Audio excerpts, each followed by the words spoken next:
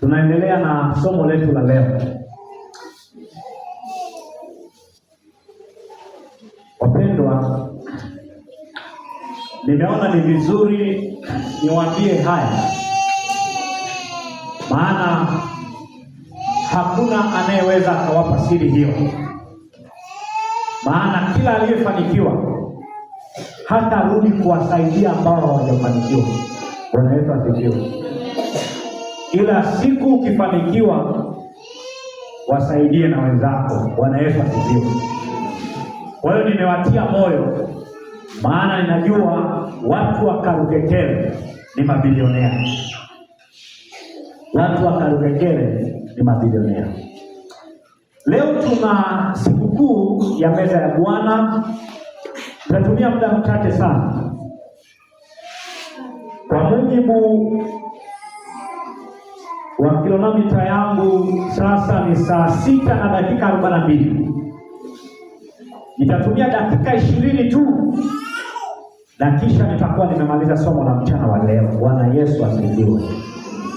Na ninataka kutoa somo fupi kuhusiana na sikukuu za vibanda, somo kuhusiana na makambi, maana tunaonekana tumepoa katika suala zima la makambi. Fungua kitabu cha Walawi, mambo ya Walawi, sura ya 23 mstari ule wa 42.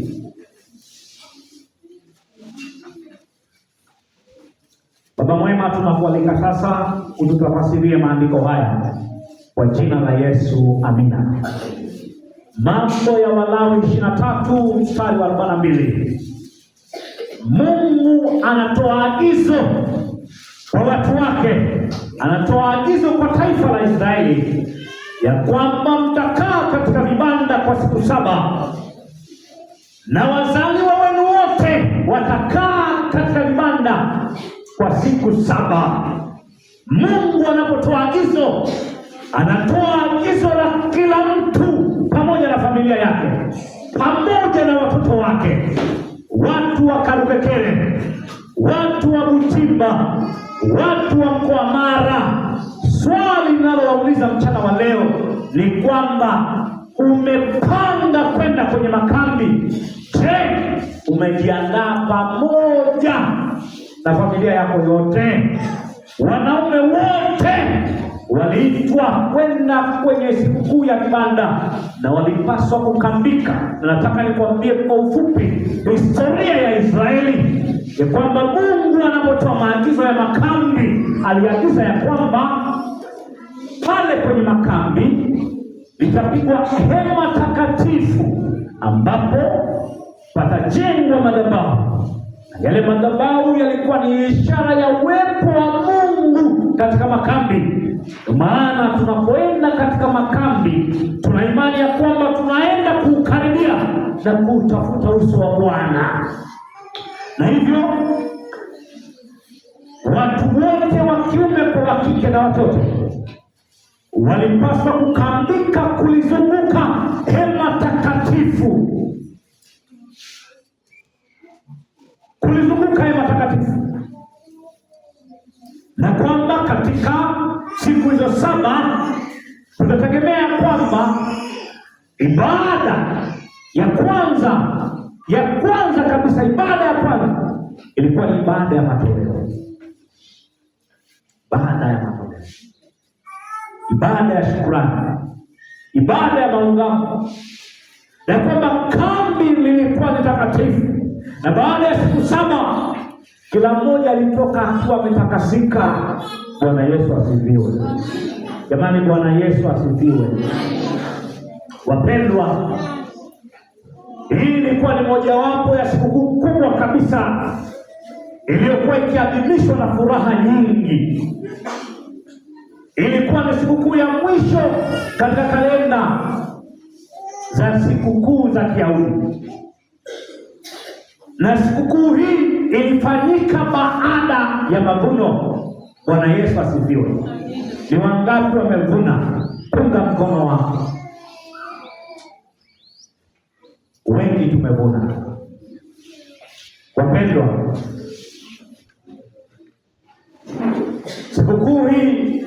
Waebrania waliita Sukkot. Maana ya sikukuu hii ya vibanda, maana ya sikukuu hii ya makambi, maana yake ilikuwa ni vibanda, yani kukambika, makazi ya muda. Bwana Yesu asifiwe. Sio watoto wabaki nyumbani, sio mke abaki nyumbani. Sikukuu hii ilimaanisha familia yote. Bwana Yesu asifiwe. Bwana Yesu asifiwe. Familia yote tunahama, tunakwenda kuweka makazi ya muda mahali ambapo kulikuwa kuna maskani, na hii maskani ya Mungu iliwekwa katikati ya vibanda hivi. Nasi leo tumefanya hivyo. Ni swali, leo umejiandaa kwenda kwenye makambi? Je, unajua umuhimu wa ibada ya makambi? Wapendwa, vibanda vilivyokuwa vimetengenezwa ni vibanda vilivyokuwa vimetengenezwa kwa matawi ya miti, na kwa nini tunakwenda kukambika? Waisraeli waliagizwa kufanya hivi wakiwa jangwani na maeneo mengine.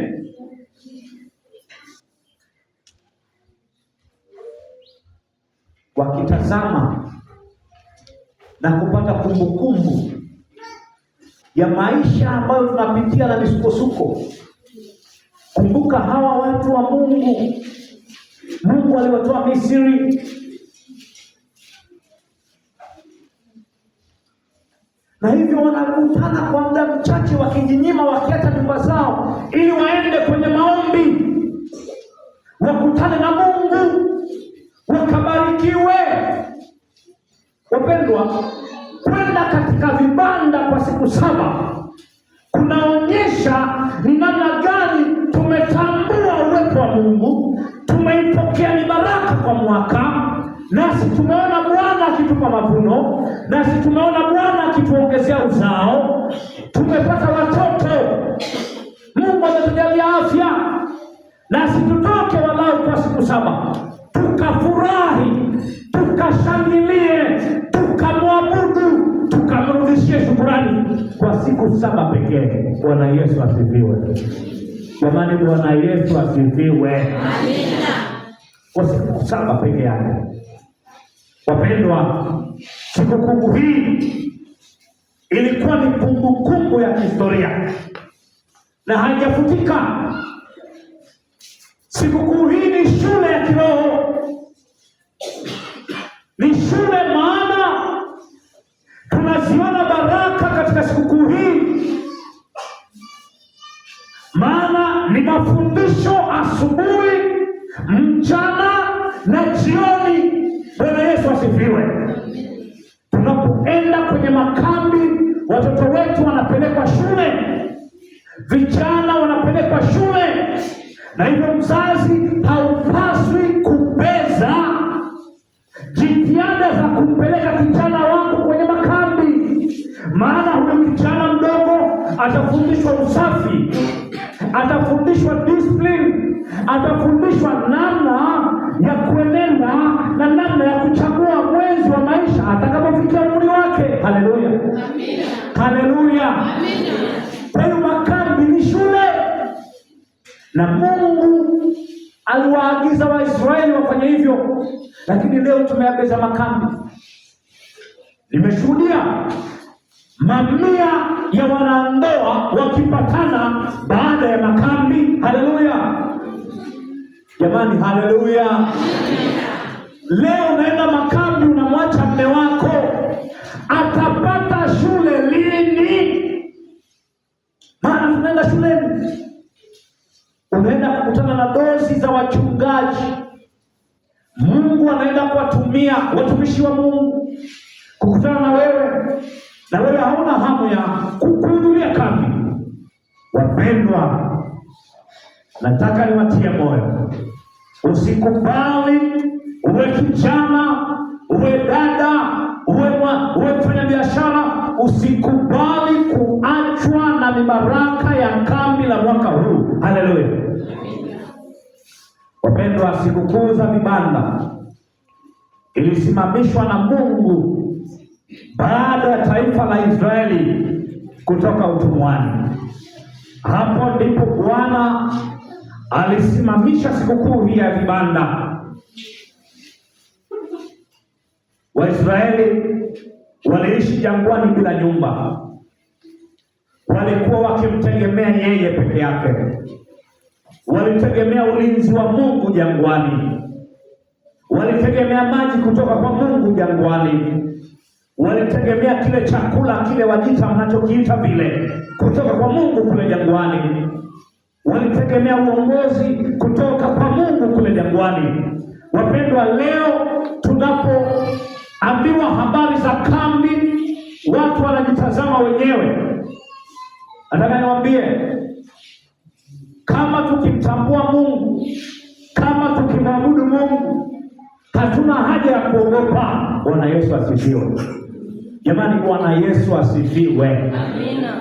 Kuna watu wanasema, mimi nitabaki na mlinda mke wangu, mimi nitabaki na mlinda binti yangu, mimi nitabaki na linda mahindi yangu, mimi nitabaki na linda ulezi, mimi nitabaki na linda kuku. Nataka nikwambie ya kwamba mlinzi mkuu kuliko wote ni Yesu Kristo. Haleluya.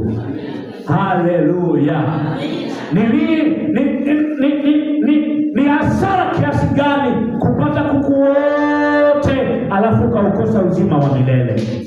Ni hasara kiasi gani kupata mbuzi wote ulionao alafu ukaukosa uzima wa milele? Sikuhakikishia kwamba kama utaacha mbuzi wako utawakuta jinsi walivyo, lakini tambua ya kwamba unamhitaji nani kuliko nani, unahitaji kipi kuliko kipi. Ni hasara kiasi gani kukosa ufalme wa Mungu kwa sababu unalinda mpunga, kwa sababu unalinda mpunga. Bwana Yesu asifiwe. Jamani, Bwana Yesu asifiwe. Amina.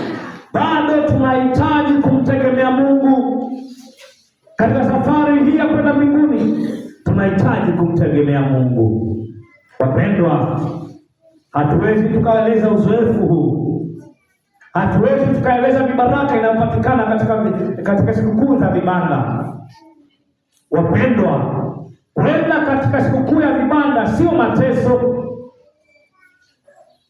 Kwenda katika sikukuu za vibanda si kukosa kazi.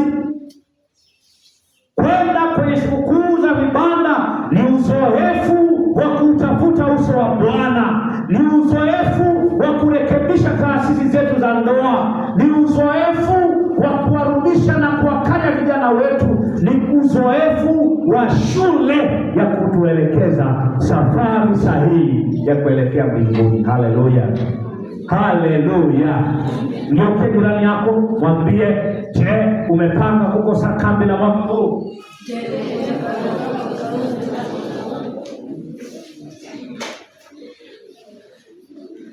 Wapendwa,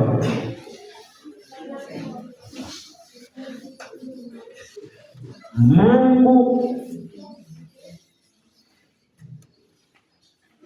alihitaji watu wake watoke nyumbani kwao, watoke kwenye nyumba zao, watoke mahali ambapo wamepazoea, waende kwenye vibanda. Hebu msomaji, soma fungu hilo la Walawi 23 fungu la 42 na kuendelea. Linasema mtakaa katika vibanda, mtakaa katika vibanda muda wa siku 7, muda wa siku 7. Wazaliwa wote wa Israeli, wazaliwa wote watakaa katika vibanda, watakaa katika vibanda. 43 ili vizazi vyenu vipate kujua, ili vizazi vyote vipate kujua ya kwamba ya kuwa niliwaketisha wana wa Israeli katika vibanda. Haleluya. Hebu achia hapo, achia hapo. Sikiliza, sikiliza. Kama leo wangelienda makuhani,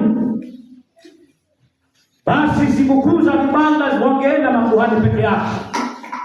Lakini Mungu alijua ya kwamba watoto wa Dominiki hawataelewa, watoto wa Charles hawataelewa, huyu mama hataelewa. Ndio maana akawaambia Waisraeli, ili vizazi vijavyo vielewe na wahubiri ni pale ambapo taifa zima, wa kiume wa kike, wote tuandamane katika sikukuu hizi, ili neno la Bwana lisimame milele, na kuwakumbusha ya kwamba kunyabudu katika sikukuu ya vibanda ni swala la kila mmoja.